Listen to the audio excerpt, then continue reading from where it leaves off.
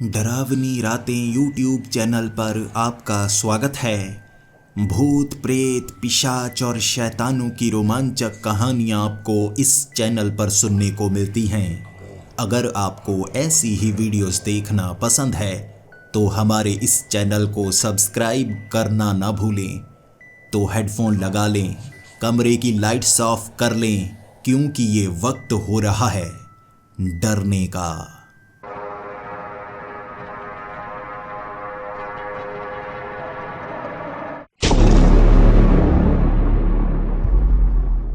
Hello दोस्तों, मेरा नाम विवेक है और मैं छत्तीसगढ़ का रहने वाला हूँ। मैं जब कॉलेज में पढ़ रहा था, मेरी ज़िंदगी बहुत अच्छी चल रही थी। सुबह सुबह कॉलेज पहुँच जाओ, अपने दोस्तों के साथ मस्ती करो, थोड़ा पढ़ने का मौका भी मिलता था, लेकिन मेरा दिमाग पढ़ाई में कम लगा करता था और सेहत बनाने में ज़्यादा लगा करता था।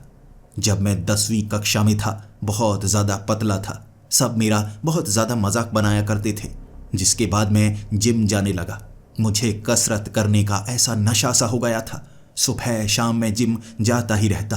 धीरे धीरे मेरी सेहत सुधरने लगी थी। मैं तगड़ा दिखने लगा था और जब मैं 12वीं कक्षा में था, अपनी क्लास का सबसे तगड़ा लड़का मैं ही था। जो मेरा मजाक बनाया करते थे, जानबूझकर मुझे पीटने की कोशिश किया करते थे, अब मुझसे नजरें तक नहीं मिलाते थे। मेरे तगड़े शरीर को देखकर वो खुद घबरा जाया करते थे। मेरे बाइसेप का साइज बड़ा होने लगा था और उनकी हिम्मत छोटी होने लगी थी। जिसके बाद मैं कॉलेज में पढ़ने लगा और वहाँ पर मेरा रुतबा काफ़ी ज़्यादा अच्छा था। मैं और भी ज़्यादा तगड़ा हो गया था। आप जितनी ज़्यादा कसरत करते जाते हैं, शरीर में बदलाव होते चले जाते हैं। आप और भी ज़्यादा अच्छे, हष्ट पुष्ट और सुंदर दिखने लगते हैं। शायद यही कारण था कि कॉलेज में कई लड़कियां मुझ पर मरा करती थी, लेकिन मैं लड़कियों को ज़्यादा भाव देता ही नहीं था। मैंने पहले से सोचा हुआ था, शादी तो मैं उस लड़की से करूंगा जो मेरे माँ बाप पसंद करेंगे। बाकी ऐसी लड़कियों को ज़रा भी भाव नहीं दूंगा जो ऐरे गहरे किसी भी लड़के पर फिसल जाती हैं। शायद यही कारण था, जब भी लड़कियां मेरे करीब आती ना, मैं बेइज्जती करके उन्हें भगा देता। एक तो मेरे अंदर हिचक भी थी, लड़कियों से खुलकर बात भी नहीं कर पाता था। और बाकी मेरे साथी बिल्कुल मेरे जैसे थोड़ा थोड़ा वो भी जिम लगाया करते थे।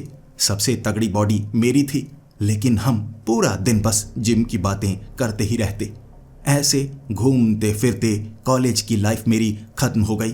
जब मैं आखिरी साल में था, अपने दोस्तों की तरफ देखकर सोचा करता था, क्या ये दोस्त मुझसे दोबारा मिलेंगे? जब कॉलेज खत्म हो जाएगा, शायद हर कोई दूर दूर हो जाएगा। और ऐसा ही हुआ भी।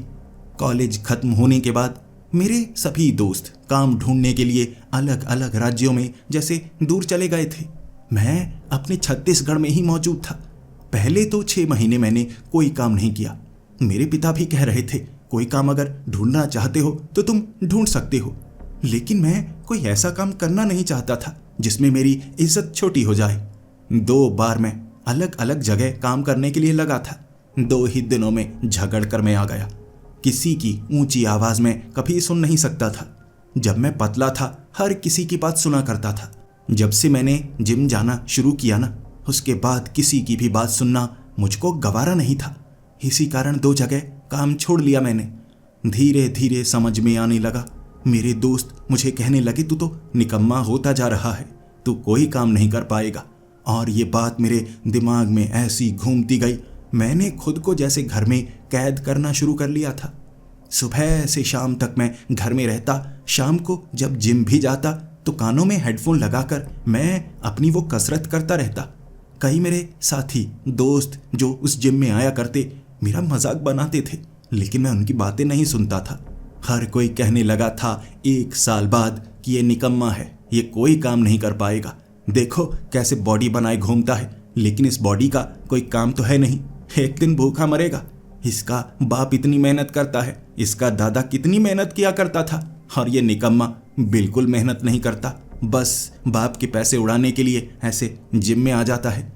मैं वो हेडफोन की आवाज़ थोड़ी कम रखा करता था ताकि बातें सुन पाऊँ। कई ऐसे दोस्तों से झगड़ा भी किया, लेकिन धीरे धीरे मुझे लगने लगा उनकी बातें बिल्कुल सच्ची हैं। फिर मैं अपने पिता को भी अपनी मजबूरी समझा रहा था। कि मैं कोई काम करना चाहता हूँ, अगर आप कोई बिजनेस खोलने में मेरी मदद करें। तब मेरे पिता ने कहा था, तुम अपने दादा का काम अगर करना चाहो तो कर सकते हो, जब तक तुम्हें कोई और काम नहीं मिलता। वैसे भी उस जमीन पर पहले तुम्हारे दादाजी खेती किया करते थे। तुम्हें पता है ना, पिछले साल जब उनकी मौत हो गई, तगड़े तो थे लेकिन दिल का दौरा पड़ने के कारण उनकी मौत हो गई और वो जमीन पर हम खेती कर नहीं पाए। वो कितनी सब्जियां उगाया करते थे और सब्जियां यहाँ घर पर भी आया करती थी। तुम देखो कितनी खराब किया करते थे। पैसों की कोई कमी नहीं थी, लेकिन तुम्हारे दादाजी के जाने के बाद पैसों की भी कमी होनी शुरू हो गई है। मैं तो सरकारी नौकरी करता हूँ, लेकिन मैं वो काम नहीं कर सकता। छुट्टी बहुत लेट होती है। अगर तुम फ्री हो, अपने दादाजी की उस जमीन पर तुम वैसी ही सब्जियां उगाना चाहो तो उगा सकते हो। वैसे मैंने 6 महीने पहले कई लोगों को उस गांव में कहा था कि वहाँ सब्जियां उगाना, लेकिन वो उगाते तो हैं, मुझे कहते हैं खराब हो गई। वहाँ कोई भूत प्रेत है जो सब्जी खराब कर देते हैं। ये बातें अपने पिता की जब मैंने सुनी थी ना, उसके बाद मुझे पिताजी की मजबूरी समझ आने लगी थी। लेकिन उन्हें मुझ पर भरोसा था तो मुझे लगा मुझे यह काम करना ही होगा। अगले दिन मैं बाइक लेकर सीधा अपने दादाजी के उस गांव की तरफ निकला था, पुरानी यादें ताज़ा करने के लिए। 40 किलोमीटर दूर वो गांव में जब मैं पहुंच गया, मुझे अपने उस खेत के बारे में ज़्यादा पता नहीं था। वहाँ खेतों को देखने के लिए मैं आया ही नहीं करता था। गांव में हमेशा मिलने के लिए आता था दादाजी के पास। गांव में भी हमारा एक छोटा सा घर था। वहाँ मुझे पता लगा कि जो हमारे खेत है ना, वहाँ पर भी 2 कमरों वाला छोटा सा घर मेरे दादाजी ने बनाया हुआ था। सुरक्षा के लिए वो उसी घर में रहा करते थे। मैंने सोचा मैं भी वहीं पर रहूँगा, देखूंगा आखिर हमारी फसल खराब कैसे हो रही है, क्या वहाँ से कुछ नहीं निकलता। जब मैं उस जगह पर पहुँचा था ना, वहाँ मैंने देखा बड़े बड़े वो खेत, गांव से काफ़ी दूर। आसपास की जितनी ज़मीन थी वो सारी की सारी हमारी थी, और उसके आगे कुछ जंगली इलाका और कुछ बंजर टीले बने हुए। यानी यहाँ कुछ और हो ही नहीं सकता, कोई खराब नहीं कर सकता। और ये भूतों की कहानियाँ जानबूझकर गांव वालों ने हमारी ज़मीन पर कब्जा करने के लिए बनाई हुई हैं। फिर गांव में आकर मैंने मुखिया से बात की। हमारे खेतों पर सब्जियां तो लगाई हुई हैं, लेकिन हमें कोई भी रुपए भेजता नहीं। क्या इन्हें यहाँ से उखाड़ कर कोई बेचता नहीं? तब मुखिया ने कहा, यहाँ सब्जी 6 महीने पहले लगा दी गई थी, अब बहुत अच्छे तरह से लग चुकी है। आगे से पानी का बहाव इस तरफ मोड़कर रात को पानी भी दे दिया जाता है, लेकिन रात को वहाँ कोई रुकता नहीं। कहते हैं सब्जी खराब कर देते हैं। वहाँ एक छलावा है जिससे सब लोग डरते हैं। अब उस इलाके में जाने की हिम्मत किसी की नहीं है। गांव वाले इलाके हमने बाड़े से बंद कर रखे हैं। उन इलाकों में कई लोग खेती करते हैं, लेकिन तुम्हारे दादाजी वाले वो खेत, वहाँ तो तुम्हारे दादाजी के पास ही हिम्मत थी जाने की, और किसी के पास हिम्मत नहीं थी। अब तुम देख लो, वहाँ सब्जी तो लगी है, सुरक्षा करके देख लो। उसके बाद मैंने आंखों से घूरते हुए मुखिया को कहा था, सुरक्षा तो मैं कर लूँगा, लेकिन एक बात याद रखिए, गांव से अगर रात के वक्त चोरी करता हुआ मुझे कोई भी आदमी दिख गया ना, उसको अपनी इन्हीं बाजुओं से ना तोड़ कर रख दूंगा। बाद में मुझे मत कहना। मैंने मुखिया की आंखों में थोड़ा डर देखा था। तगड़ा शरीर था मेरा, अगर वो मुझे गुस्सा दिलाते वहीं उठाकर पटक देता। वो जानते थे मुझे, इसीलिए घबराकर उन्होंने कहा, तुम्हारे खेत है, तुम जैसा करना चाहते हो। मैंने कहा, कोई कब्जे की कोशिश तो नहीं कर रहा ना? अगर किसी ने ऐसी कोशिश की तो मेरे जैसे मेरे 50 और दोस्त भी हैं, सभी को ले आऊँगा। इस गांव में मुझे नहीं लगता सारे गांव वाले मिलकर भी हमें रोक पाएंगे। घरों से निकाल निकाल के पीटूंगा सबको। मुखिया घबराया घबराया वहां से गया था, और मैं जान गया था जो डर उसके दिल में मैं डालना चाहता था ना, वो पड़ चुका है। जिसके बाद मैं दोबारा खेतों की तरफ चला गया। वक्त शाम का हो गया था। मैंने सोचा था इन खेतों की अगर सुरक्षा करनी है ना, कुछ समय रात को मुझे यहाँ रुकना होगा। यहाँ कई सब्जियां लगी हुई हैं, मजदूरों को दिन के वक्त लगा दिया करूंगा। इन सब्जियों को काटने के लिए बड़े बड़े थैलों में भरकर शहर की तरफ भिजवा दूंगा। इससे कमाई अच्छी हो जाएगी। कोई भी यहाँ कटाई नहीं करता। ये गांव वाले ना बड़े चालाक हैं, अब इन्हें हाथ लगाने नहीं दूंगा। इस तरह शाम के वक्त मैं उस घर की तरफ गया था। अंदर से दरवाज़ा खोलकर ठीक ठाक सफाई थी। इतने समय में ज़्यादा मिट्टी अंदर नहीं आई थी। गद्दे, तकिया, पलंग, हर चीज़ मैंने अच्छे से टिका दी। खाने पीने का कुछ सामान लिफाफों में रख दिया था। अब कुछ दिन यहाँ पर रहना है तो मुझे ध्यान तो रखना होगा ना। उस घर में सामान टिकाने के बाद थोड़ा थोड़ा अंधेरा सा हो गया था। चलकर मैं दोबारा गांव की तरफ आया। मैंने सोचा मेरे दादाजी के कुछ दोस्त यहाँ पर रहते होंगे, कोई ऐसे जो हमारे परिवार को पसंद भी करते हैं, उनसे बातें करने की कोशिश करता हूँ। मैं जब गांव में आया कई लोगों के घर मैंने पहचान लिए। जब मैं उनके घर में जा रहा, मेरे दादाजी की बहुत ज़्यादा प्रशंसा कर रहे।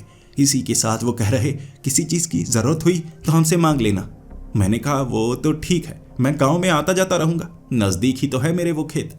लेकिन मैं जानना चाहता हूँ, हमारी फसल पर इतनी ज़्यादा सब्जी लगी हुई है, फिर भी कमाई बिल्कुल नहीं होती थी, क्या इन्हें शहरों में भेजा नहीं जाता था? तब वो आदमी मुझे बताने लगा था, सब्जी लगवा दी गई थी, जो कि दिन के वक्त लगवाई थी। तुम्हारे पिता ने काटने के लिए कहा था, लेकिन कुछ मजदूर थे जो यहाँ पर मौजूद नहीं थे।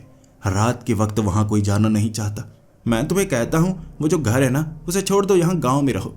तुम्हें बताऊँ, उस खेतों की सुरक्षा करने का कोई खास फायदा नहीं है।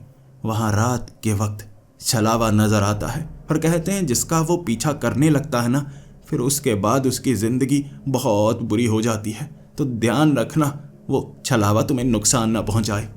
मैंने तब अपनी बाजुओं को फैलाकर वो टी शर्ट को थोड़ा सा ऊपर करके कहा था, छलावा सुना है मैंने, वहाँ घूमता है, छलावे कमजोर होते हैं और मैं तो ऐसे मसल कर उसे कचूमर बना दूंगा ना उसका, देखते रह जाओगे।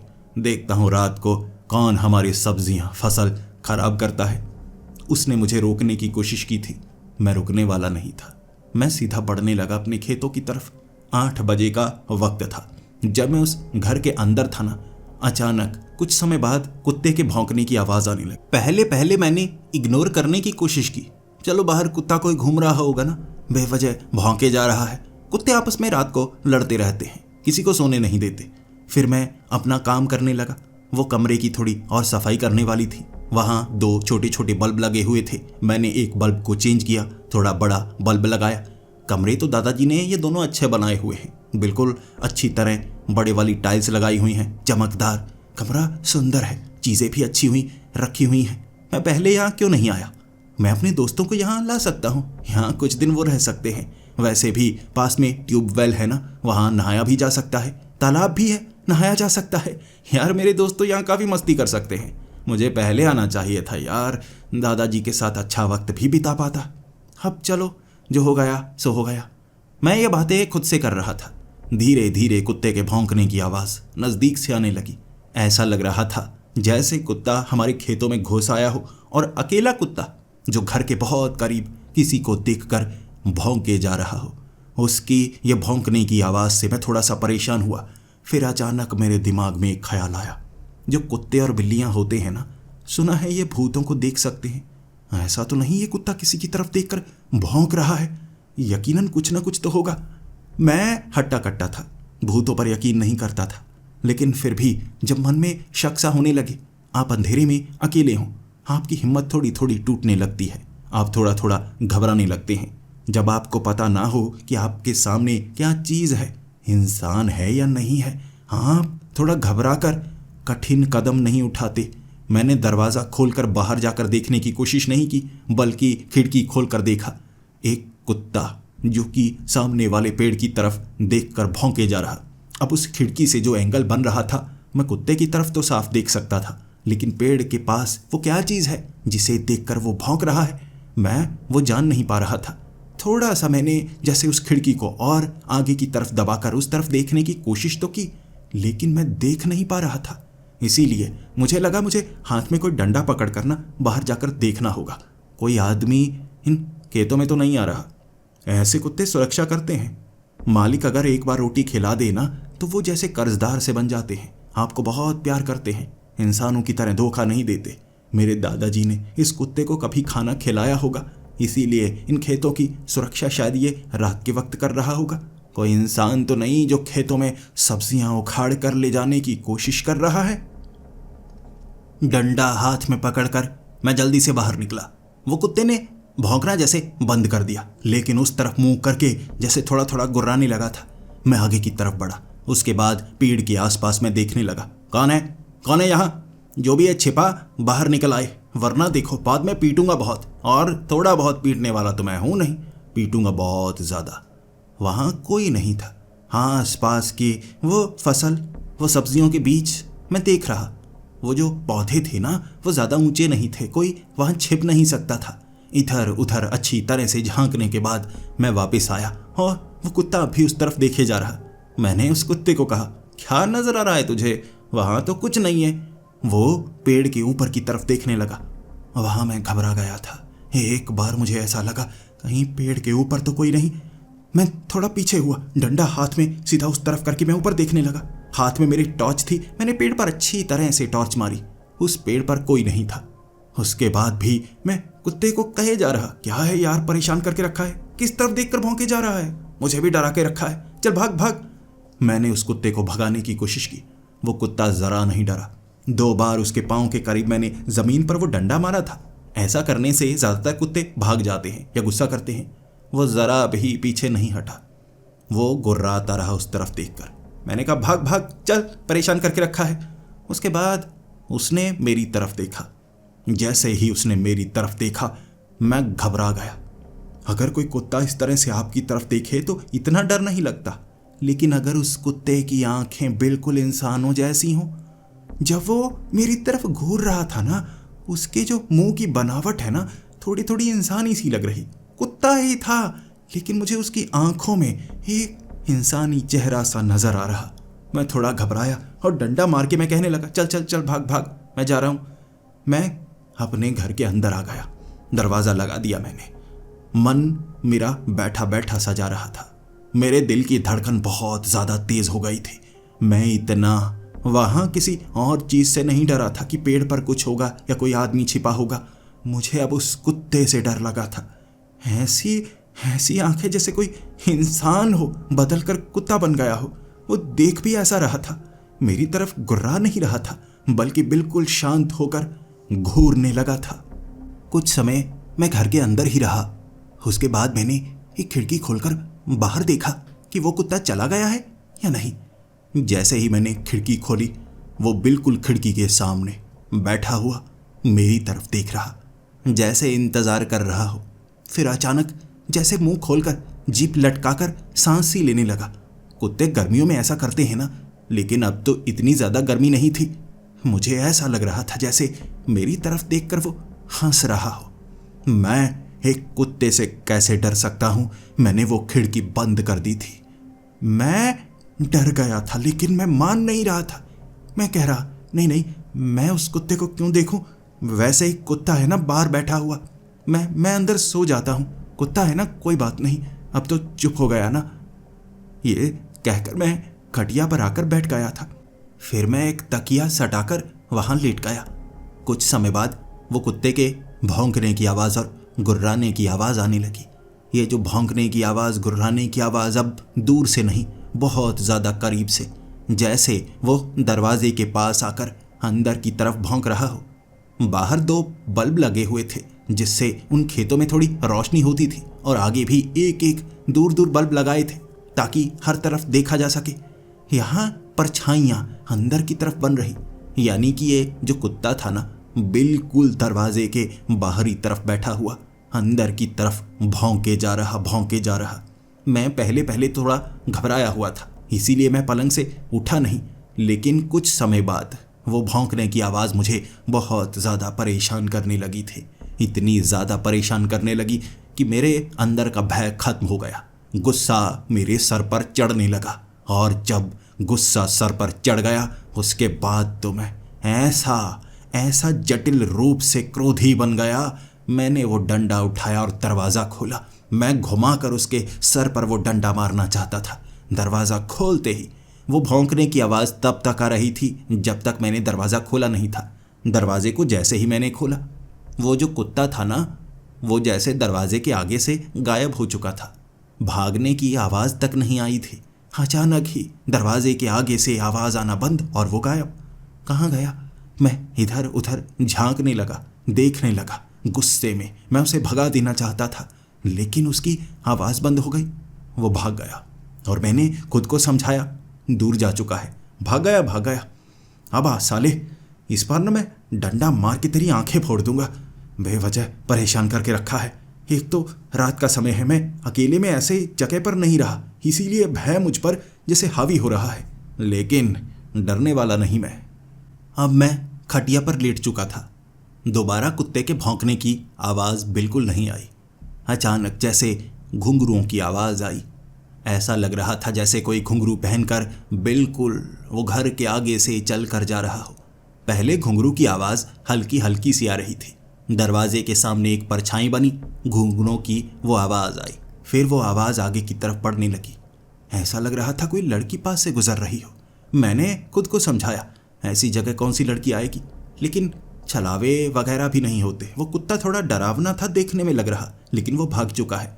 अब ये आवाज़ कैसी? कहीं कोई कुत्ते नहीं ऐसा कुछ तो नहीं अपने पाँव में फंसा रखा घुंघरू जैसा, जिससे ये आवाज़ आ रही है। एक बार देखूं तो सही। जैसे ही मैंने वो खिड़की खोली, मुझे सामने एक लड़की नजर आई। एक खूबसूरत लड़की, लाल रंग की साड़ी पहने हुए। मुझे उसकी पीठ नजर आ रही थी। मटक मटक कर वो घुंघरू जो उसने पाँव में पहने, उसकी आवाज़ हर तरफ फैलाई जा रही। चलती चलती उस घर से आगे वो खेतों की तरफ बढ़ रही। मुझे पहले लगा, अरे यार ये खेतों में क्यों जा रही है? ऐसा हो सकता है ये वो चोर हो जो यहाँ सब्जियाँ उखाड़ कर लेकर जाती हो। और एक लड़की है ना।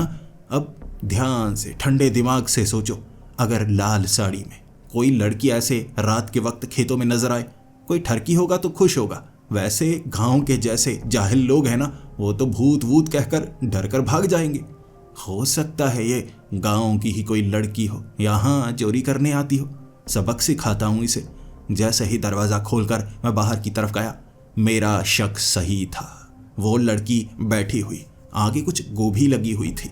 वो गोभी के उन फूलों को ज़मीन से उखाड़ रही, जैसे हाथ में कुछ था जिससे काटकर उसने पास में रखे उस लिफाफे में वो गोभी और कुछ सब्जियां डालनी शुरू कर दी। वहाँ धीरे धीरे चलकर गया मैं। अगर कोई मर्द होता ना, यकीनन मैं पीछे से पहले एक घूंसा मारता, उसे एक तरफ गिराता और कहता कि ये मेरी ज़मीन है, बिना मेरी मर्जी के किसी चीज़ को हाथ मत लगाना। लेकिन वो लड़की थी और शायद मैं लड़कियों से थोड़ा हिचकता था, इसीलिए थोड़ी इज्जत से, थोड़े अदब से मैंने बात की और पेड़ के पास खड़ा होकर मैंने कहा, ऐसे बिना पूछे किसी के खेतों में घुसकर ऐसे सब्जियां तोड़ना सही बात नहीं लगती। तुम्हारी उम्र भी ठीक ठाक ही है, तुम तो मुझे लगता है कॉलेज में पढ़ती होगी। तभी वो घबरा गई, फिर खड़ी हुई और पीछे देखकर कहने लगी, कौन हो तुम मुझे रोकने वाले हो कौन? मैंने कहा, मैं इन खेतों का मालिक हूँ। अब तुम बताओ, तुम यहाँ इन सब्जियों को तोड़ने वाली हो कौन? उसका चेहरा भी बहुत ज़्यादा खूबसूरत था। पता नहीं कैसे नखरे दिखाती हुई वो हंसी और कहने लगी, अच्छा ये तुम्हारी ज़मीन है, मैं तो इन्हें तोड़ूंगी, तुम जो कर सकते हो कर लो।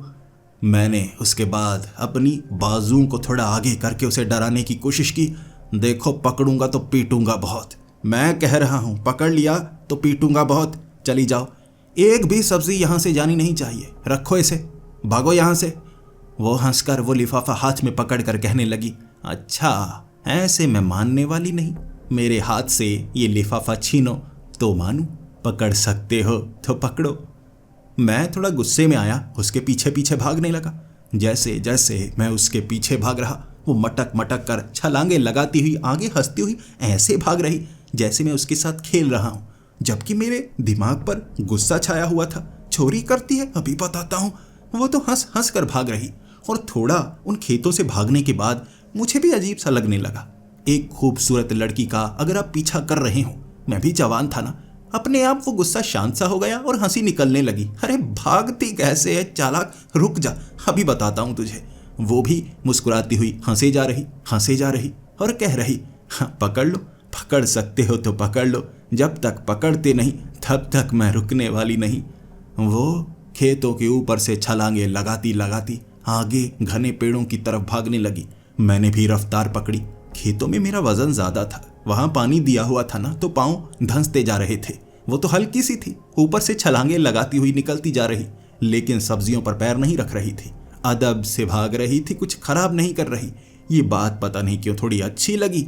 मुस्कुराकर हंसकर मैं ऐसे पीछे भागने लगा जैसे वो मेरी दोस्त हो और हम खेल रहे हो। उसे पकड़ लेना चाहता था मैं। फिर आगे थोड़े पेड़ों के पास मैंने जैसे उसे घेर लिया। आगे पेड़ों की जो टहनियाँ थी ना, थोड़ी टेढ़ी थी, वहां से भागकर आगे निकला नहीं जा सकता था। वो उसी तरफ निकल गई और फंस गई। एक तरफ खड़ा होकर मैं, अब देखो पकड़ी गई ना, अगर दोबारा वहाँ चोरी करने के लिए आई मैं सबक सिखाऊंगा। उसने कहा, पकड़ी कहाँ गई? तुमने मुझे पकड़ा कहाँ है? जब तक तुम पकड़ते नहीं तब तक हार थोड़े ना मानने वाली हूँ। मैंने बाजू दोनों तरफ फैला के कहा, पकड़ तो लिया है, घेर लिया है तुम्हें, अब सब्जियां रखो और जाओ यहाँ से। देखो मुझसे बुरा कोई नहीं होगा अगर बात नहीं मानी। वो अपनी साड़ी का पल्लू एक तरफ गिरा कर कहने लगी, पकड़ो तो जानू, ऐसे नहीं, अगर तुम मुझे पकड़ लोगे, जकड़ लोगे, फिर मैं हार मानूंगी। मुझे एक पल के लिए ऐसा लगा, इसका कैरेक्टर सही नहीं लगता। ये कैसे पल्लू नीचे गिरा कर कह रही है कि पकड़ो? मैं किसी पराई लड़की को इस तरह से छूना नहीं चाहता था। ये तो मान ही नहीं रही, ये तो खुद कह रही है ऐसी अंधेरी जगह पर, ऐसे जंगली इलाके में कि मुझे पकड़ो। लेकिन मैं एक सख्त लौंडा था, ऐसे किसी लड़की को हाथ थोड़े ना लगाने वाला हूँ। भले ही खूबसूरत थी, अच्छी दिखती थी, मेरी उम्र की ही थी, फिर भी मैं खुद को समझा रहा, जो गलत है वो गलत है। वहीं पर रुका रहा मैं और कहने लगा, मैं आगे बढ़ने वाला नहीं, तुम्हें यहाँ पर आना होगा, सब्जी को रखना होगा। देखो मैं तुम्हें पकड़ने वाला नहीं, मैं सीधा झांपड़ लगाऊंगा, बस छूंगा एक पल के लिए, बड़े जोर से छूंगा। अभी दिमाग सही है या नहीं बता दो मुझे। वो कहने लगी, जैसे मर्जी छूना चाहते हो छू लो, जैसे मर्जी, लेकिन यहाँ कोने में आकर देखो, वहाँ थोड़ी रोशनी है, कोई देख लेगा। यहाँ जैसे पकड़ना चाहते हो पकड़ लो। उसकी ये बात सुनकर मेरा दिमाग घूम गया। ये सही नहीं लगती, ये सही नहीं लगती। देख मैं पत्थर कहाँ है मेरा? पास में पड़ा एक पत्थर उठाया मैंने, घुमा कर मैं मारने लगा। वो एकदम से घबरा गई, उसका चेहरा उतर गया, हाथ आगे करके कहने लगी, पत्थर मत मारना। मैंने कहा, मैं मारूंगा? तेरा दिमाग खराब है, समझ क्या रखा है मुझे? मैं तुझे नहीं पकड़ने वाला। जैसा मर्द चाहिए तुझे, कहीं और जाके ढूंढ, सब्जी यहाँ रख, ये खेत मेरे हैं, दोबारा चोरी की बाजू तोड़ दूंगा तेरी। फिर उसने सब्जी नीचे की तरफ रखी, एक बार फिर से पल्लू नीचे गिराकर कहने लगी, देखो मौका दोबारा नहीं मिलने वाला। कितने की सब्जियां हैं? ये तो दोबारा मिल जाएंगी, लेकिन यहाँ आ जाओ, यहाँ थोड़ा अंधेरा है। मैंने नीचे से पत्थर उठाने की कोशिश की, वो थोड़ी पीछे हटी, मैंने भारी पत्थर मारा। मैं उसको पत्थर नहीं मारना चाहता था, मैं जैसे उसे बस डराना चाहता था कि देखो मैं ऐसे मार सकता हूँ, तुम अगर दोबारा ऐसी बात करोगी तो मैं मारूंगा। वो पत्थर मैंने उसके पाँव के करीब थोड़ा 2-3 फुट दूर फेंका था। मैंने देखा वहाँ मिट्टी नीचे धंसी पत्थर के वजन से। उस लड़की ने छलांग लगाई, वो तो पेड़ के ऊपर चढ़ गई। वहाँ मिट्टी धंसी ऐसे जैसे एक खड्डा था, खड्डे के नीचे कई कांटे, तीखे डंडे ऐसे बिछाए हुए, ऊपर घास टिकाकर मिट्टी लगाई थी, जाल बिछाया था, लेकिन वो उस पर कैसे खड़ी थी मैं समझ नहीं पाया। मैं अगर वहां जाता मैं तो बुरा फंसता। ये देखकर मेरा दिमाग घूम गया और लड़की को देखकर मैं कहने लगा, तू चालाक लगती है, देख अब मैं छोड़ने वाला नहीं। समझ गया तू क्या करना चाहती थी, समझ गया। उस पेड़ के ऊपर बैठकर वो हंस भी रही और मुझे कह रही, सिर्फ शरीर ही नहीं तगड़ा है तुम्हारा, दिमाग भी तगड़ा है, खुद पर कंट्रोल भी अच्छा है तुम्हारा, लेकिन कब तक बचोगे? चले जाओ यहाँ से, मैं भी तुम्हारे ऊपर कुछ करना नहीं चाहती, चले जाओ। मैंने कहा, कहाँ चला जाऊँ? ये ज़मीन मेरी है, ये घर मेरा है, ये खेत मेरे हैं, जाना होगा तो तुम्हें, चली जाओ यहाँ से, तुम जो भी हो चली जाओ। उसने पेड़ के ऊपर से छलांग लगाई थी, ज़मीन पर पैर उसके छुए नहीं, उसने बंदर का रूप मेरी आंखों के सामने इख्तियार कर लिया। वहाँ बंदर बनकर वो ऐसे गुर्रा कर मेरी तरफ भागी। वो लड़की थी? नहीं नहीं, वो छलावा था। ऐसे लड़की बंदर कब से बनने लगी? वो छलावा है। मैंने 4 कदम पीछे हटाए, लेकिन खुद को समझाया, डरूंगा नहीं, नहीं नहीं नहीं नहीं नहीं, ये छलावे बड़े चालाक होते हैं, मैंने कहानियाँ सुनी है, वो सच है, ये मुझे मार देगा, ये मुझे मार देगा फंसाकर। मैं वहीं पर खड़ा रहा। उसने छलांग लगाई डराने के लिए, मैं 1 कदम पीछे हटाने वाला नहीं। उसने मेरे ऊपर छलांग लगाई, मैंने डंडा आगे किया और उसके कान के पास से जब डंडा गुजरा ना, वो सर्र की आवाज़ आई होगी। जब मैं क्रिकेट खेलता हूँ, बैट बड़े तेज़ घुमाता हूँ, इस बार भी ऐसा महसूस हुआ जैसे वो गेंद की तरह आया हो। मैंने भी बल्ला, वो डंडा ऐसे ही घुमाया। कान के पास से सर्र करती हुई वो आवाज़ ने जैसे उसे डरा दिया कि वो छलांग मुझ पर लगाना चाहता था। छलांग लगाकर वापस उसी पेड़ के ऊपर, और उसके बाद वहां उसने फिर से वो लड़की का रूप इख्तियार कर लिया। इस बार उसने वो साड़ी नहीं पहनी थी, शॉर्ट ड्रेस पहनी और हंसकर, जैसे अपना चेहरा भी पूरा बदला हुआ, कह रही, बड़े चालाक हो, डर भी नहीं है तुम्हें, बिल्कुल भी डर नहीं है। सिर्फ शरीर ही तगड़ा नहीं है, जिगरा भी है तुम में, जिगरा भी। क्या तुम्हें डर नहीं लगता कि एक छलावा ही हूं या कोई प्रेत आत्मा तो नहीं? जब उसने ये प्रेत आत्मा का शब्द इस्तेमाल किया, एक भयानक चुड़ैल जैसा शरीर बना लिया था उसने। 12 फुट की हो गई थी और लहराते हुए काले रंग के जले कपड़े उसके मेरे करीब आकर खड़ी हो गई और कहने लगी, क्या लगता है तुम्हें ये डंडा तुम्हें बचा सकता है? तगड़ा शरीर बचा सकता है? मैं अपना कद इससे भी ज्यादा बड़ा कर सकती हूँ, मैं तुम्हें नोच कर मार सकती हूँ, तुम जानते नहीं। वो छलावा थी, मैं जानता हूँ छलावे कमजोर होते हैं। जैसे ही वो आगे बढ़ी, मैंने डंडा घुमा के मारने की कोशिश की। कमजोर छलावा मर जाएगा। उसने डंडा एक तरफ से पकड़ लिया, बड़ी जोर से घुमाया था उसने डंडा, मेरे हाथ से खींचा, फिर मुझे पकड़ा। मैंने भी उसकी गर्दन को पकड़ लिया और नीचे दबोचने की कोशिश की।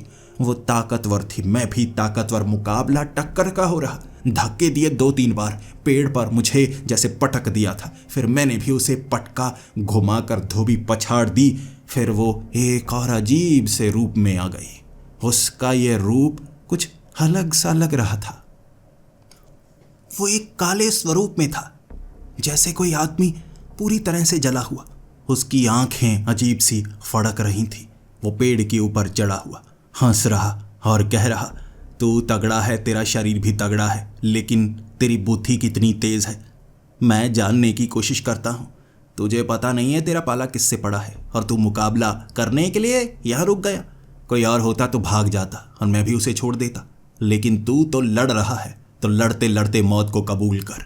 उसने ऊपर से छलांग लगाई सीधा जमीन पर। जमीन पर उतरते ही उसने पहलवानों जैसे कपड़े पहन लिए थे, जैसे रेसलिंग में, लेकिन लड़की के स्वरूप में।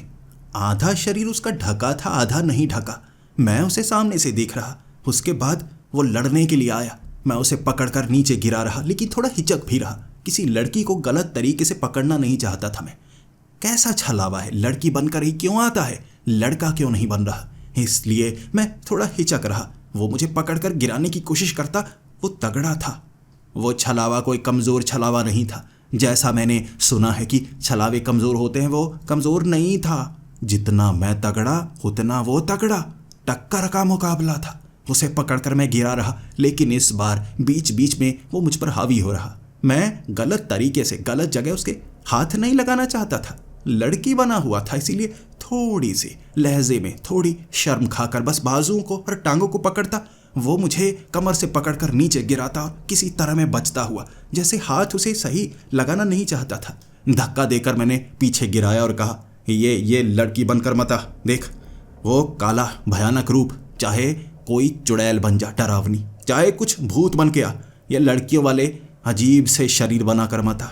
मेरी आंखों में देख रहा और कह रहा, क्या परेशानी है तुझे लड़कियों से?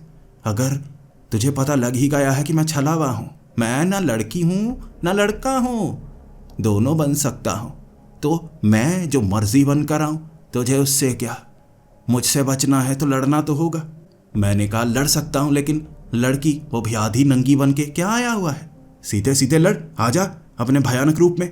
वो भयानक रूप में आया और फिर उसे पकड़कर जो मैंने पटका, मैंने घुमाकर जमीन पर दिया था और उसका सर घुमा पीछे की तरफ हो गया। कंधे पर जख्म हुआ था और फिर से वो लड़की के रूप में कहने लगा, रुक, तू पहले तो ऐसे मार नहीं रहा था, अब कैसे पटक रहा है? मैंने कहा, तू लड़कियां मन के आ रहा है ना, इसीलिए मैंने थोड़ा सा लिहाज रखा। उसने कहा, क्या लड़कियों से शर्म आती है तुझे? मैंने कहा, वो सवाल मत पूछ। देख, इस खेतों को छोड़कर चला जा, वरना मैं बहुत नुकसान पहुंचा सकता हूं। फिर वो आगे भागने लगा और कहने लगा, आज पकड़ सकता है तो पकड़, आज मैं सामने से वार करूंगा, कल तुझे छिप कर मार दूंगा। मैंने कहा, आज तेरी तो बताता हूं तुझे। उसके पीछे पीछे भागने लगा मैं, बताता हूं उसे। यह कहकर मैं पीछे भागता गया। वो पास के तालाब के पास पहुंचा। जैसे ही पानी में घुसने लगा, कहने लगा, आजा पानी में, आजा। मैंने सुन रखा था ये जो छलावे होते हैं पानी में बहुत ताकतवर हो जाते हैं। पानी में जाकर मुकाबला नहीं करना चाहता था मैं वहीं रुक गया और कहने लगा, बाहर आ, मुझे पता है पानी में तू क्या कर सकता है, इसीलिए तुझे बाहर तो आना ही होगा। उसके बाद फिर से उसने अपना रूप बदल लिया।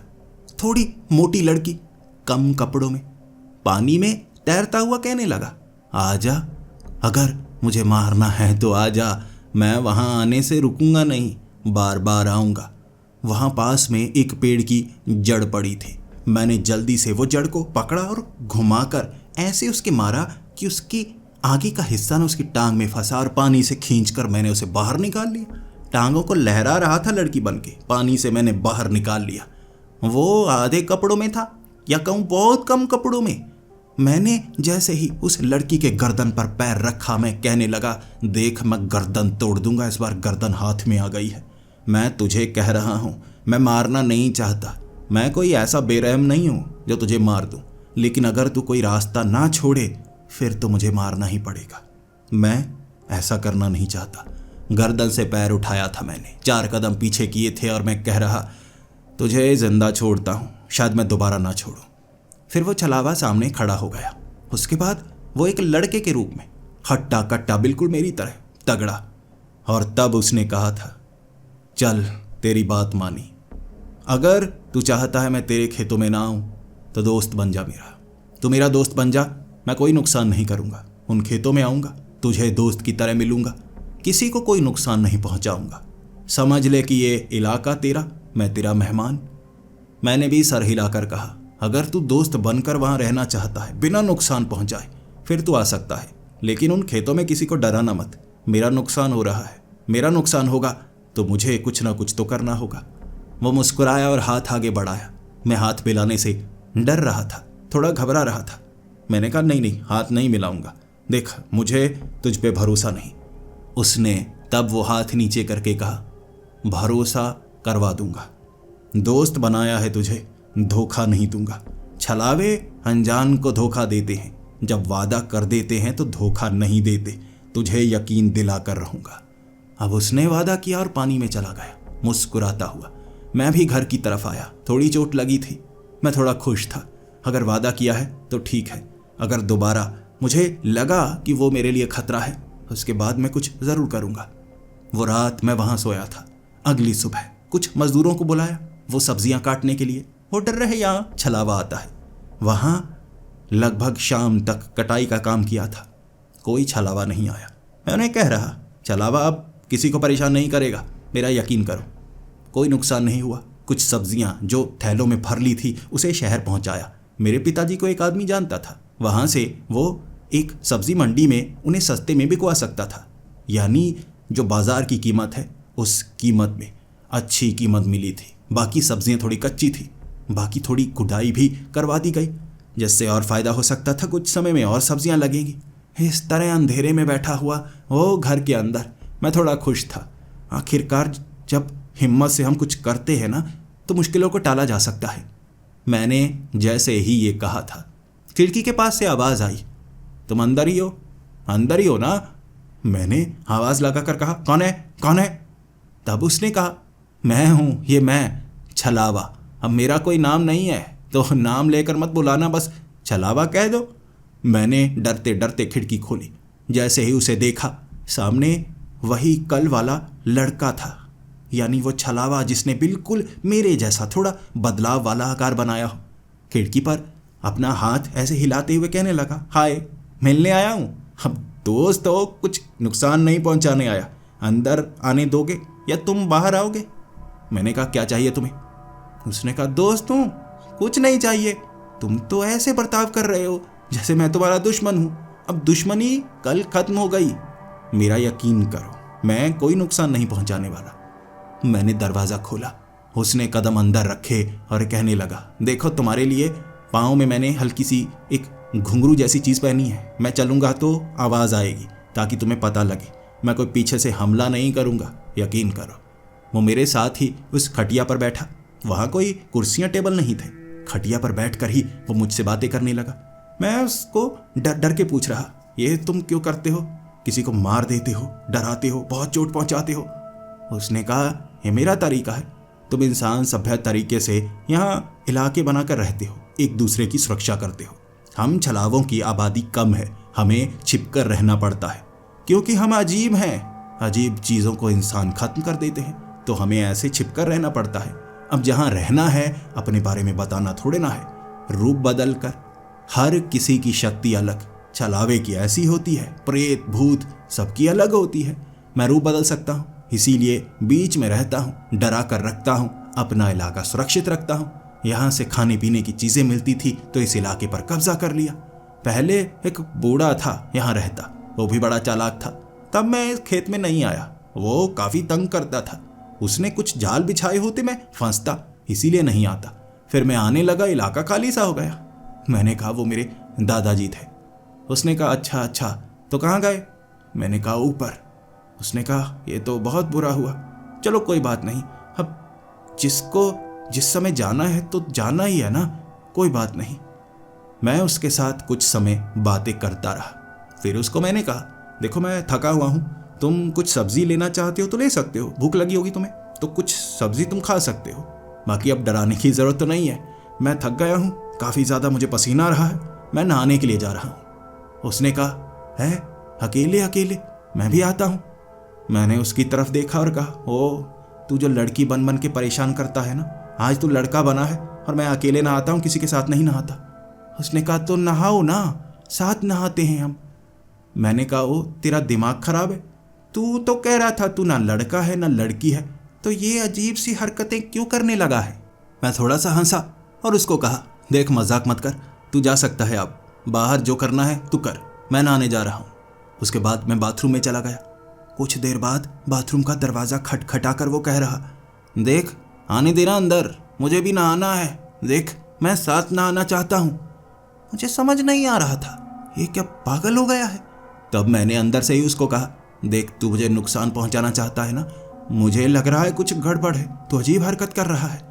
उसने कहा अजीब कहाँ, मैं कह रहा हूँ कुछ करूँगा, वादा किया है नुकसान नहीं पहुंचाऊंगा, वरना जब तू पीछे जा रहा था तो पीठ के पीछे मैं था ना, कुछ उठाकर मार देता अगर कुछ ऐसा करना होता। नहीं कर रहा, भरोसा नहीं तोड़ता मैं, भरोसा कभी नहीं तोड़ता। फिर वो कहने लगा देख मैं तेरे साथ नहाना चाहता हूँ, तू मुझे बहुत ज़्यादा पसंद आया, मैं लड़की बनकर तेरे सामने आया, कई बार लड़की बन के आया था मैं बहुत लोगों के सामने, जो डरते हैं भूत समझकर भाग जाते हैं, कुत्ते की आंखों में देखकर डर कर भाग जाते हैं। मैं खूबसूरत लड़की बनकर आता हूँ तो जो ठरकी होते हैं ना पीछे आते हैं, उन्हें फंसा देता हूँ। लेकिन तेरे सामने तो छोटे से छोटे कपड़े पहन कर आ गया, लेकिन तेरी नजरें हिली तक नहीं, और मुझे समझ में आ गया तू वो खास इंसानों में है जो 0.001% में होते हैं, बड़े अच्छे, और इसीलिए तू मुझे पसंद आ गया। मैंने कहा पसंद आ गया, कहना क्या चाहता है तू? उसने कहा पसंद आ गया, मैं ना लड़का हूँ ना लड़की हूँ, तुझे लड़के पसंद है ना तो मैं लड़का बन गया। मैंने कहा ओ मुझे लड़के वड़के पसंद नहीं है, मुझे लड़कियां ही पसंद है, लेकिन ऐसे ही कोई पराई लड़की नहीं पसंद। और तू कहना क्या चाहता है? वो लड़की बन गया पता नहीं कब, और लड़की की आवाज़ में बाथरूम के बाहर से कह रहा प्यारी सी आवाज़ में देख मैं लड़की बन गया, अब तो दरवाज़ा खोल देना, तेरे साथ नहाना चाहती हूँ। मैंने कहा तू दिमाग खराब मत कर, 1 मिनट रुक। मैंने जल्दी से जो कपड़े उतारे थे ना जल्दी जल्दी पहने, फिर मैं दरवाज़ा खोलकर बाहर आ गया।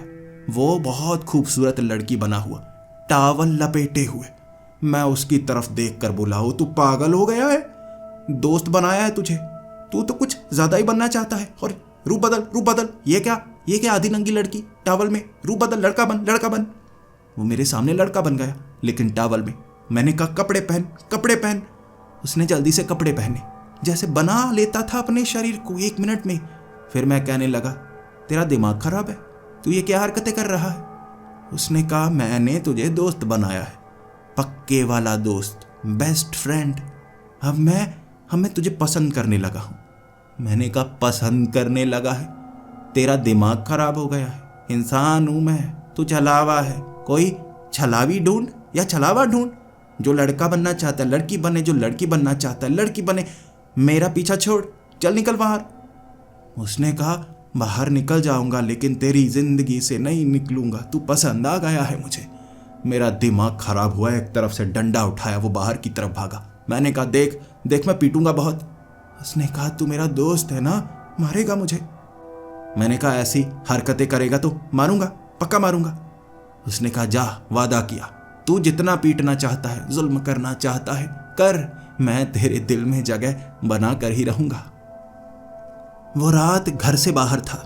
बार बार अलग अलग लड़कों की आवाजें बना बना कर दरवाजा खटखटाता रहा। 1 घंटे मैंने उसे बहुत गालियां निकाली, फिर चला गया। रोने की आवाज आई थी उसकी। उसके बाद अगले दिन वो खेतों का थोड़ा काम करवाना था। पूरा दिन वो काम करवाया। लोग कह रहे थे यहाँ आप कैसे रह रहे हैं, एक खतरनाक छलावा, लोग डर कर भाग जाते हैं। मैंने कहा डर कर भागते हैं ना, इसीलिए। मैं डरने वाला नहीं, मुकाबला किया था मैंने उसका। अब वो किसी को परेशान नहीं करेगा, डरो मत। जैसे ही रात का वक्त हुआ, मैं गांव में खाना खाने के लिए आया हुआ था। मुझे मुखिया ने कहा था हमारे घर में दावत ही है, जैसे खास लोगों को बुलाया है, तुम भी आ जाओ। मैं भी वहां खाना खाकर जैसे ही घर की तरफ आ रहा, सामने से चलकर आता हुआ एक आदमी साड़ी में मैंने देखा। उसके पेट में जैसे एब्स बने हुए थे, पूरा मस्कुलर, जैसे बहुत ज्यादा जिम जाता हो, लेकिन साड़ी पहने हुए। पेट नजर आ रहा उसका, कमर नजर आ रही। मैं दूर से ही समझ गया था ये क्या हो सकता है। कोई आदमी ऐसा जो जिम जाता हो, मर्दाना शरीर वाला, ऐसी जनाना कपड़े पहनकर क्यों आएगा। दूर से मैंने कहा देख तेरा दिमाग खराब हो गया है, तू भूत बन के आ, प्रेत बन के आ, कोई ज़ॉम्बी बन के आ। मैं फिर भी सही है, समझ सकता हूं, ये क्या बन के आ रहा है। उसने कहा तू जो देखना चाहता है मैं वो बन सकता हूं, मेरी बात का यकीन कर। कैसी लड़की से शादी करना चाहता है वैसी लड़की बन जाऊंगा, लंबी छोटी बड़ी। कैसे लड़के को पसंद करता है बता, वैसा लड़का बन जाऊंगा। मैंने कहा तू छलावा है, छलावा रहेगा, दूर हो जा मेरी नज़रों से। उसने कहा नहीं होऊंगा। उसके बाद जैसे ही मैं घर के अंदर घुसने लगा, उसने मेरी कलाई पकड़ी। उसने अजीब सी शायरी पढ़नी शुरू कर दी। जब मैं घर के अंदर घुसने लगा, मेरी बाजू पकड़ कर कहने लगा आ जा मेरी बाहों में, तुझे जन्नत दिखा दूंगा। मैंने डंडा पकड़ा, कहा तुझे जन्नत दिखाता हूँ। 2 घुमा घुमा कर पीठ पर मारी मैंने उसके, भागा वहां से। मुझे बड़ा गुस्सा था उस पर। छलावा बन के आ, भूत बन के आ, दुश्मन है तू मेरा, मार मुझे, जान से मारने की कोशिश कर, ऐसी हरकतें मत कर, फिर तुझे सबक सिखाता हूँ। उसने कहा वादा किया है, अब तो प्यार से ही मनाऊंगा। मैंने कहा गुस्से से मना कमीने, गुस्से से मना, प्यार से मत मना। वो माना ही नहीं। अगले 5 दिनों तक मैं डर डर कर उस घर में आया करता था। मैं छिप छिप के घर आया करता था। रास्ते में मुझे छेड़ा करता, पेड़ के पीछे से मुहावरे सुनाया करता, मुझे कहा करता कमर मटका के क्यों चल रहा है, मुझे पटाना चाहता है। मैं पत्थर उठाकर मारता, साले तुझे पटाऊंगा, भाग जा यहां से। वो मुझे परेशान करने लगा था। मैं तगड़ा था, शारीरिक रूप से भी मानसिक रूप से भी, लेकिन एक छलावा जो ठरकी रूप से आपके पीछे पड़ गया हो, क्या करोगे। वो मुझे नुकसान नहीं पहुंचा रहा था, छेड़ रहा था। कई बार कमर पर हाथ मारता पीछे से, जैसे किसी लड़की को छेड़ रहा हो, मुझे छेड़ता।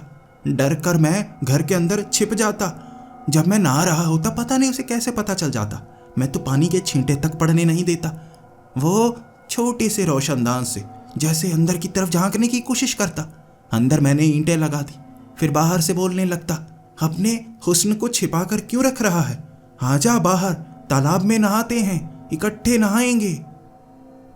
5 दिनों में मैं समझ गया, यहाँ जान का खतरा नहीं है, यहाँ तो इज्जत का खतरा है। मुझे कुछ करना होगा। मैं एक तांत्रिक के पास गया था, शहर का एक तांत्रिक। मैंने उसे पूरी घटना के बारे में बताया। वो कह रहा मैं देखता हूँ कैसा छलावा है, अभी उस छलावे को सबक सिखाता हूँ। उस तांत्रिक ने कई ऐसी चीज़ें अपने साथ रखी हुई, जैसे एक गुड़िया, काले रंग की उस गुड़िया के एक धागा बांधा हुआ। रात के वक्त वहाँ वो तांत्रिक मेरे साथ, हम घर के अंदर ही थे। उसने कहा था उसे पता नहीं लगना चाहिए। हम घर के अंदर खिड़कियां बंद किए हुए, तभी बाहर से आवाज आई, कमीने धोखेबाज, तूने कहा था तुझे ना लड़कियां पसंद है ना लड़के पसंद है, कैसे कैसे बड़े बड़े बालों वाले आदमी के साथ गुल खिला रहा है अंदर। मैंने कहा ओ दिमाग खराब है तेरा, तुझे पता भी है मैं अकेला हूं? उसने कहा, मैं छिपकर देख रहा था, तू उसे लेकर अंदर गया है, क्या गुल खिला रहा है। तभी वो तांत्रिक बोल पड़ा, तेरे खिलाफ योजना बना रहे हैं, गलत मत समझ, तेरे खिलाफ योजना बना रहे हैं, आता हूं मैं बाहर।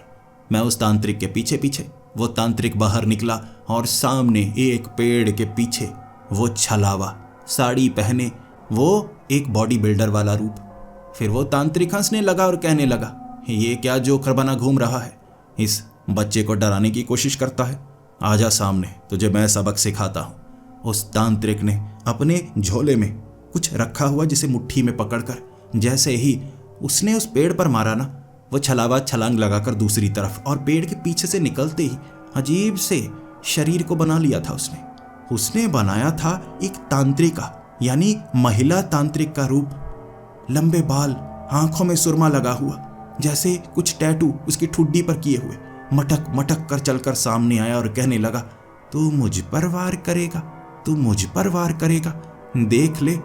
वो तांत्रिक जो पहले गुस्से में था फिर कहने लगा, देख मैं तुझ पर वार कर दूंगा, चला जा, बच्चे को छोड़ दे, तू छोड़ दे बच्चे को।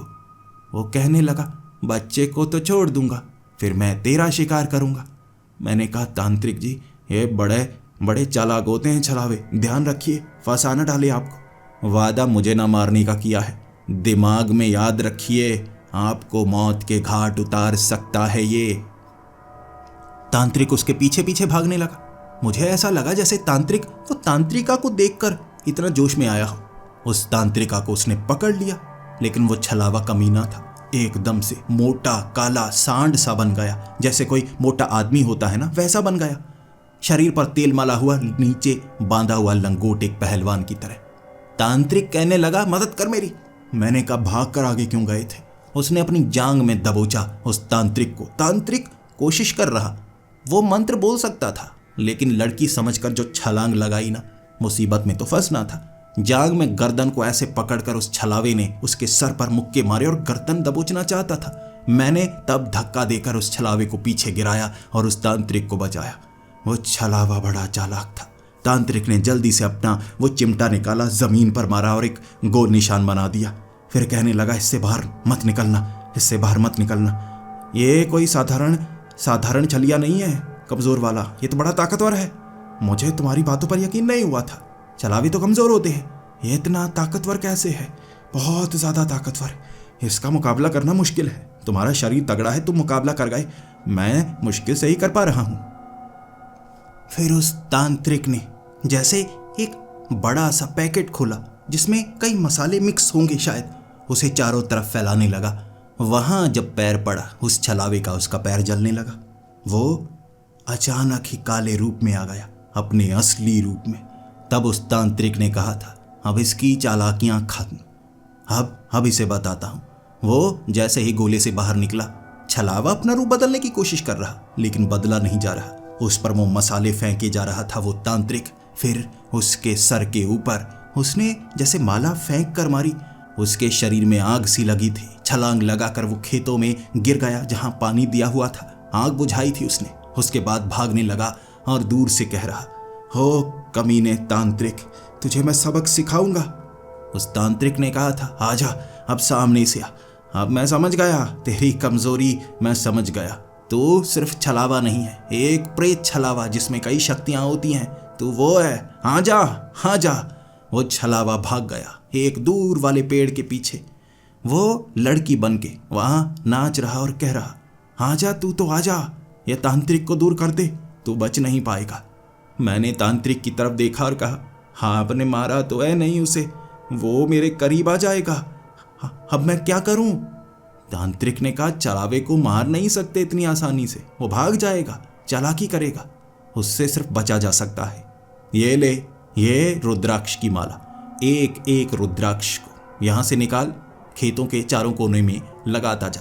दूर दूर रुद्राक्ष जहां जहां लगेंगे, ये छलावा से पार नहीं कर पाएगा, आ नहीं पाएगा। रात के वक्त मैंने वो रुद्राक्ष कोनों में लगाना शुरू किया। वो छलावा आगे आगे भागकर वो खेतों से काफी दूर जंगली इलाके में, वहां पर भी मैंने कई रुद्राक्ष लगा दिए। पूरे इलाके को रात में सुरक्षित किया। फिर उस तांत्रिक ने कहा था, अब छलावा इन इलाकों में नहीं आएगा, तुम भी जरा ध्यान रखना, रात को उन इलाकों में मत जाना जहां वो रुद्राक्ष नहीं लगाया है। फिर मत कहना कि छलावा लड़का बन के पीछे पड़ गया था। मैंने भी उस तांत्रिक को कहा, हाँ आप भी इधर मत आइए कोई तांत्रिका को ढूंढने के लिए। एक बार वो तांत्रिक गुस्से में आ गया था, फिर गुस्से में वहां से चला गया। मैं खुश था, मैं उस छलावे से छुटकारा पा चुका। इस तरह उस खेत में, वो घर में, उस इलाके में मुझे वो छलावा नजर आया था। लेकिन कभी कभी रात को जब दावत पर मैं उस गांव में होता, आसपास के खाली इलाके में लड़की बन के जैसे घूर रहा होता, कभी लड़का बन के घूर रहा होता, मुझे इशारे करता। मैं समझ जाता गांव में कौन है जो इशारे करेगा, कौन सी लड़की जो इतनी पसंद करने लगी है कि छिपकर अंधेरे में इशारे करती है। ये छलावा ही होता था। मैं वहां नहीं जाता था, मैं बस काम से काम रखता। खौफ भय छलावे का वो खाली इलाकों में खत्म हो गया। वहां वो पैर रख नहीं पाता। वहां पर खेती होने लगी। मैं अब कम रहा करता उस घर में, शहर में रहने लगा था।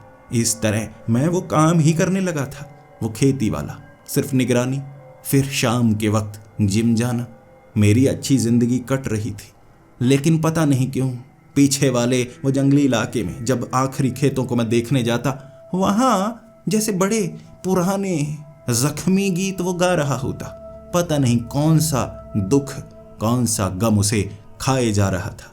मैं वहां खड़ा होकर गालियां निकालता, चला जा किसको परेशान कर रहा है। वो कभी जवाब नहीं देता, शायद इंतजार कर रहा है किसी और का। छलावे जिसका पीछा करते हैं, कहते हैं छोड़ते नहीं, मारने की कोशिश करते हैं। अगर वो हार मान जाए फिर दोस्त बनाते हैं। और कभी किसी छलावे की दोस्ती कबूल मत करना, मुश्किल में फंस जाओगे। छलावों को समझना मुश्किल ही नहीं, नामुमकिन है।